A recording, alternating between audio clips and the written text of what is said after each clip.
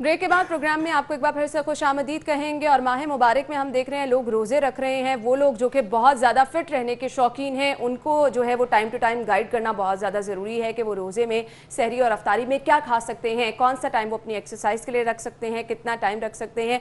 तो यही मुश्किल आपकी आसान करने के लिए ऑब्वियसली लोग जिम नहीं जा सकते हैं लॉकडाउन की वजह से, तो हम चाहते हैं कि ये मुश्किल आपकी हम टाइम टू टाइम आसान करते रहें। कोशिश करते हैं कि वीकली एक ऐसा शो करें कि आपको ज़्यादा से ज़्यादा इन्फॉर्मेशन इस हवाले से पहुंचा सकें।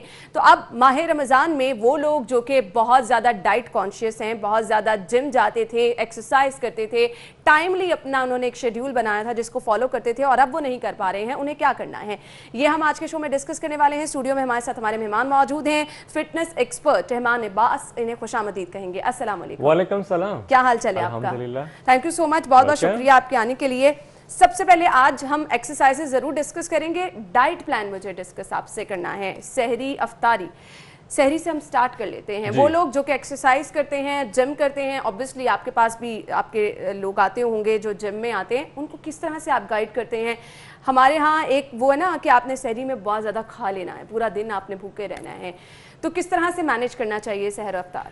बहुत अच्छे सवाल आते हैं और बड़ा एक मिथ बनी हुई है कि ऐसा हो नहीं सकता और हमें कौन सी डाइट करनी चाहिए। तो मैं आज इसके साथ एक डिटॉक्स ड्रिंक भी शेयर करूंगा, एंटी इन्फ्लामेशन है और इम्यून बूस्टर है, बहुत अच्छा। और पर्सनली मैं खुद भी पी रहा हूँ। बड़ा होता है क्योंकि मैं टेस्टलेस है, उसमें अगर अपनी मर्जी है तो स्वीटनर ऐड कर सकते हैं। लेकिन हम बात शुरू करते हैं सहरी से। सही। सहरी में पहली बात तो ये कि हमें रिकवरी के लिए चीज़ यही ना कि बहुत ज़्यादा टाइम लगे डाइजेस्ट करने में, इस बात का ख्याल रखें। कुछ चीज़ों को आपने रूटीन में रखना है, चेंज नहीं करना। पहली बात ये कि 2 और 3 खजूरें बहुत ज़्यादा ना हो सहरी में। सही, ठीक है। उसके बाद अगर आपने मोस्टली ये होता है कि पराठा खाना है, फौरन मैसेज आता है सर हम पराठा खा सकते हैं, तो प्लीज़ नहीं खा सकते। लेकिन हाँ, उसको इस तरह आप करें कि चपाती लेके उसके ऊपर आप अच्छा सा कोई बटर है वो लगा लें, या देसी घी आप लगा सकते हैं ताकि हमें गुड फैट भी मिल जाए। उसके अलावा वेजी थोड़ी सी हो जाए, या वेजी सालन आप बना सकते हैं, उसको आप ऐड कर लें। साल्ट का इस्तेमाल ज़्यादा नहीं करना, नॉर्मल एक रेंज में रखनी है ताकि बीपी लेवल भी लो ना हो। लेमन वाटर आपने पीना है अगर आपका दिल करता है। उसके अलावा अब मोस्टली कहते हैं कि जी हमें चाय पीनी चाहिए, चाय आप पी सकते हैं, लेकिन कोशिश ये करें कि शुगर लाइट हो। थोड़ा सा फ्रूट आपने लेना है, चाहे आप किसी भी। अच्छा रहमान, अब ये जो चीज़ें आप बता रहे हैं ना, इसमें एज ग्रुप भी आ जाते हैं। अब पेरेंट्स जो हैं वो बड़ा प्रेफर करते हैं कि अच्छा हमारा बच्चा अगर रोज़ा रख रहा है तो उसके लिए पराठा ही होना चाहिए, उसके लिए बहुत हेल्दी डाइट ही होनी चाहिए। फिर इवन बच्चे ही नहीं, हम नौजवानों को भी देखते हैं कि पेरेंट्स कह रहे होते हैं कि नहीं नहीं नहीं नहीं, अगर रोज़ा रखना है पराठा जो है वो एक भी नहीं 2 खाने चाहिए। तो ये बहुत ज़्यादा चीज़ें हम देखते हैं। देखिए जिस तरह मैंने डिवाइड करके ये चीज़ें बताई, ये कार्ब है, प्रोटीन है। कार्ब हमने मॉडरेट लेवल पे लेना है, प्रोटीन लेवल लेना है, ग्लाइकोजन लेवल हमने पूरा करना है फ्रूट से। ये डिफरेंट है। अगर हम टीनेजर यंग एज पर्सन की बात करें जो सिर्फ फिटनेस लेवल चाहते हैं, वो अपनी डाइट में अगर एक चपाती है उसके ऊपर अगर बटर लगा रहे हैं, तो साथ एक स्मॉल प्याला या प्याली शेप में ओट या दलिया कुक्ड इन मिल्क, दूध में बनाओ, उसको आपने ऐड करना है, क्योंकि ये गुड कार्ब है जो डिहाइड्रेट नहीं होने देता। ये ना हो क्योंकि हमने चपाती से फाइबर वगैरह ले लिया, लाइट कार्ब ले लिया, उसके बाद ये होता है कि मिड ऑफ डे हमें डिहाइड्रेशन होना शुरू हो जाती है, बॉडी डाउन होना शुरू हो जाती है। तो इस लेवल को हमने मेंटेन करना है। कार्ब अच्छा लेंगे तो हम एक्टिवेट रहेंगे, बूस्ट रहेंगे। इन चीजों का ख्याल रखना है। अगर टीन एज आते हैं, अगर जो फैट वाले पर्सन है वो कार्ब दूसरी शेप में ले ले, फ्रूट्स ज्यादा ले सकते हैं क्योंकि ये गुड कार्ब है और ग्लाइकोजन लेवल भी अच्छा रहता है। मैं यही आपसे पूछने वाली थी, हमारे यहाँ बहुत सारे लोग ऐसे हैं जिन्हें पूरा दिन खाने की आदत होती है, थोड़े थोड़े वक्त बाद उन्हें बहुत ज़्यादा लोग ऐसे हैं।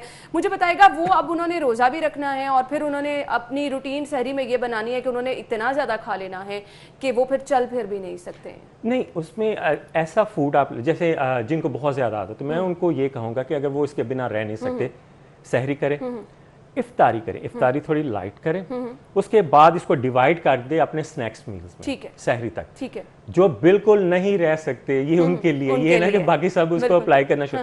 स्नैक्स मील में इनको फ्रूट्स आप ऐड कर लो, फ्रेश जूसेस ऐड कर लो, इसको आप डिवाइड कर लो 2 आवर्स में, इफ्तारी टू अगेन सहरी तक। उसके बाद आपके पास टाइम काफी होगा खाने पीने का, तो बाकी जो सहरी टू इफ्तारी टाइम है वो अच्छा आपका गुजर जाएगा। सही। तो ये उन पर्सन के लिए है जिनको ज्यादा क्रेविंग होती है। खैर, हम सहरी से स्टार्ट कर रहे थे, हमने सहरी की बात की। अब मुझे बताइएगा, आम तौर पर एक तासुर ये है, बहुत सारे घरों में हम देखते हैं, आपने सहरी रखी, नमाज पढ़ी, आप फौरन सो गए। मुझे बताइएगा, ये प्रैक्टिस बहुत ज़्यादा आम है, इसका नुकसान कितना है? उसमें ये है, डाइट बहुत पार्ट प्ले करती है कि जैसे आपने बहुत ज़्यादा ऑयल प्रोसेस चीज़ें खा ली हैं, बहुत ज़्यादा फैटी चीज़ें खा ली, उसके बाद आप सो जाते हो, इट मीन्स कि वो सारी आपकी ना फैट में कन्वर्ट हो रही।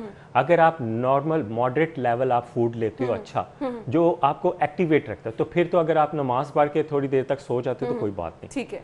अब इस पे डिपेंड ये करता है कि आपने फूड कितना लिया। अब उसमें मैं ऑयल प्रोसेस चीज़ें ज़्यादा ले लेता हूँ, बड़ी चीज़ें ले लेता हूँ, ऑयल, उसके अलावा मक्खन शक्कर दबा के ले लेता हूँ, 2-3 पराठे खा लेता हूँ, उसके बाद सो जाता हूँ। तो ऑब्वियसली लिवर और स्टोमक पे प्रेशर तो रहेगा, बिल्कुल, और वो सारी चीज़ें आपकी फैट में कन्वर्ट हो जाएंगी, और आप ना लेथार्जी टाइप एक फील करोगे, बड़ा सुस्त टाइप आप फील करोगे, और बड़ा एक हैवी सा फीलिंग रहेगी, ब्लॉटिंग टाइप।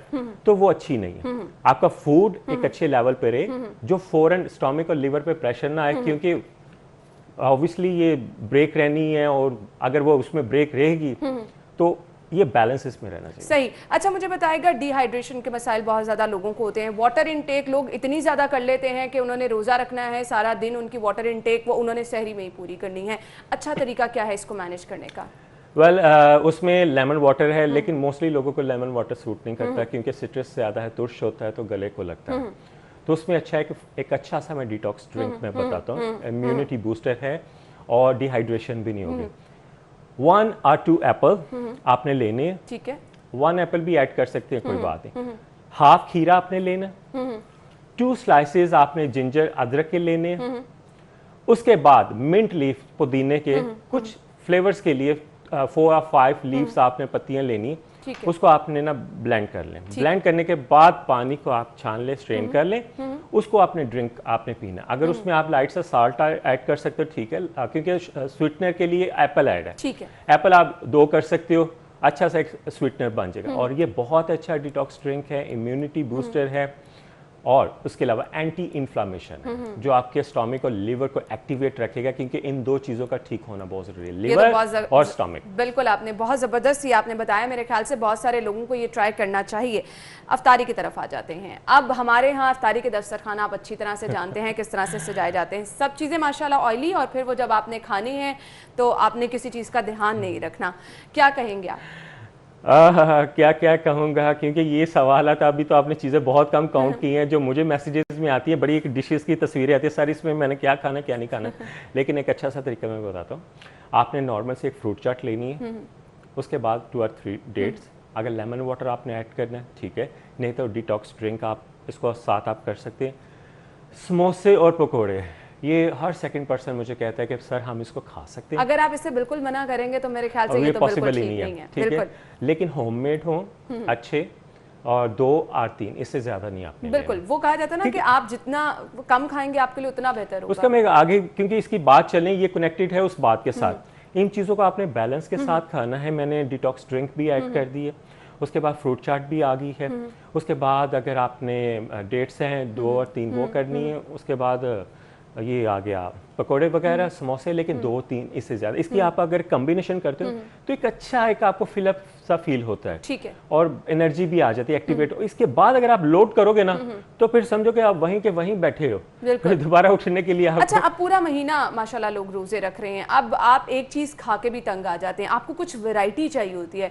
इन चीज़ों का ऑल्टरनेट भी कुछ हो सकता है, जो आपने बताई है कि अगर आपने आज एक ये चीज़ ली है, कल आप इसके ऑल्टरनेट के तौर पर कुछ और भी खा सकते हैं। यस, चेंज आप कर सकते हो। देखिए चीज़ें तो वही रहेंगी, उसको तरीका बनाने का डिफरेंट आप कर सकते हो। अभी मैं बात कर रहा था डिटॉक्स ड्रिंक की, आप उसमें स्ट्रॉबेरी भी ऐड कर सकते हो, चेंज हो गया।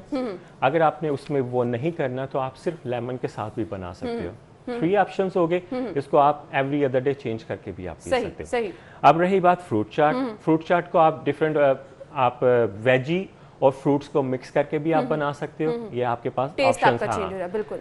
और ब्लैक पेपर और कलवंजी का इस्तेमाल कीजिए आजकल, अजवाइन और कलवंजी का, क्योंकि अजवाइन जो है आपके बॉडी में जो एक्स्ट्रा वाटर है उसको रिटेन करता है, और कलवंजी जो है ना आपको सेव करती है बीमारियों से, तो उसमें वो ऐड करें। पकोड़े समोसे की जो ना रेसिपी वो मुझे नहीं पता उसको हम चेंज तो नहीं कर सकते, लेकिन आप उसकी शेप चेंज कर सकते, लेकिन जो हेल्दी फूड्स हैं वो मैंने आपको बता दी, उसको इस तरह आप चेंज बिल्कुल। कर और सकते अगर ये आप खाना भी चाह रहे हैं तो अगर आप इसकी मिकदार जो है वो बहुत कम रख के हर रोज भी खा रहे हैं तो मेरे ख्याल से ऐसा उस तरह से आपको नुकसान नहीं हाँ, कुछ भी ऐसा फीलिंग नहीं है। ये आपने खुद अपने लिए ख्याल रखना है कि अगर आप खा रहे हैं तो आप कितना खा रहे हैं, उसका फायदा या नुकसान आपको कितना हो रहा है। खैर, हमने सहरो अफ्तार में क्या खाना है ये तो हमने देख लिया। अब इसके साथ एक्सरसाइजेस कौन कौन सी करनी है ये हम ब्रेक के बाद डिस्कस करेंगे, हमारे साथ रहिएगा। ब्रेक के बाद प्रोग्राम में आपको एक बार फिर से खुशामदीद कहेंगे। रहमान अब्बास हमारे साथ मौजूद है, गुफ्तगू का सिलसिला आगे बढ़ाएंगे। अब एक्सरसाइज आपको रोज़ा रख के, रोज़े के किस टाइम पे आपको करनी है, रोज़ा अफ्तार करने से पहले करनी है या फिर बाद में करनी है, ये चीज़ें जो हैं बहुत सारे लोग क्वेश्चन पूछते हैं कि रोज़े की हालत में आप एक्सरसाइज कर सकते हैं, टाइम कौन सा मैनेज है, कौन सा आपके लिए बेहतरीन टाइम है, ये हम जानेंगे। जी रहमान बताइएगा। इतने सारे सवाल एकदम वैसे लोगों के यही सवाल होते हैं। पहली बात तो ये कि हमने इफ्तारी कर ली, अब इफ्तारी के बाद नमाज के बाद फिर उसके बाद तरावी का टाइम आ जाता है। बेस्ट टाइम जो है ना वो तरावी के बाद है वर्कआउट का। वो इसलिए क्योंकि आपको एनर्जी भी आ गई होती है, आपने कुछ खा भी लिया होता है और बॉडी जो है ना बूस्ट हो चुकी होती है।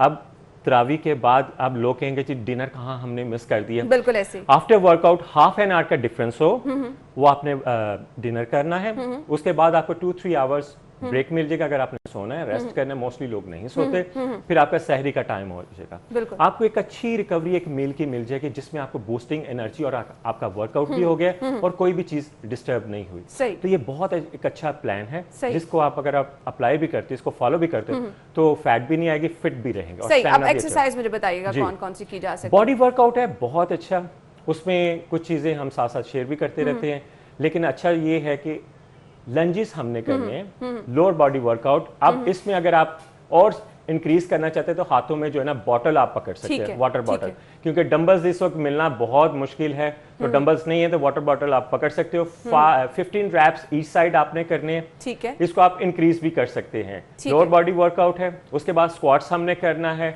फुल एनर्जी हमें चाहिए, 70% बॉडी की एनर्जी जो है ना यूज होती है इसमें, मिनिमम 50 रैप्स होने चाहिए। उसको आप 3 और 4 सेट में डिवाइड कर सकते हैं, ठीक है। उसके बाद बैक किक आपने करना, मोस्टली ये होता है कि हमारी हिप पे फैट ज्यादा आ जाती है, हैमस्ट्रिंग में आ जाता है, तो उसमें हम बैक किक एक्सरसाइज हम कर सकते हैं। 15 रैप्स ईच साइड, लेकिन 3 सेट्स हमने करने विदाउट ब्रेक। 1 अगर एक 1 लेग करना है तो स्विच करना है, सही।